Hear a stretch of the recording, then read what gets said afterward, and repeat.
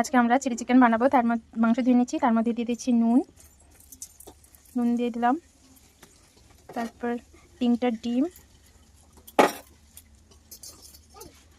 Vinegar 1 চামচ, soya sauce 1 চামচ, তারপর দিব আদা রসুন,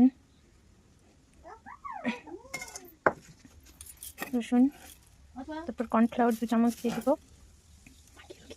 তারপরে ভালো করে মাখিয়ে নিব, মাখিয়ে 15 মিনিট মতো রেখে দিব, তারপর ভাজবো। চিকেনের জন্য সব মাংসগুলো ভেজে নিয়েছি। ভেজে নেওয়ার পরে কড়াইতে তেল দিয়ে দিয়েছি, তার মধ্যে একটু চিনি দিয়ে দিয়েছি। তেলটা গরম হয়েছে, পেঁয়াজ কুচি ক্যাপসিকাম দিয়ে দিলাম। ক্যাপসিকামগুলো ভালো করে ভেজে নেব। রসুন বাটা একটু নেড়ে নেব, আদা বাটা দিয়ে দিচ্ছে।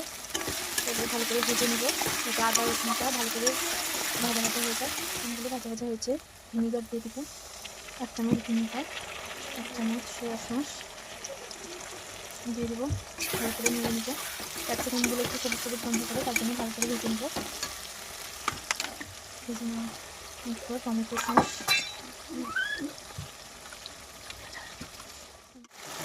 2 চামচ দিয়ে দেবো।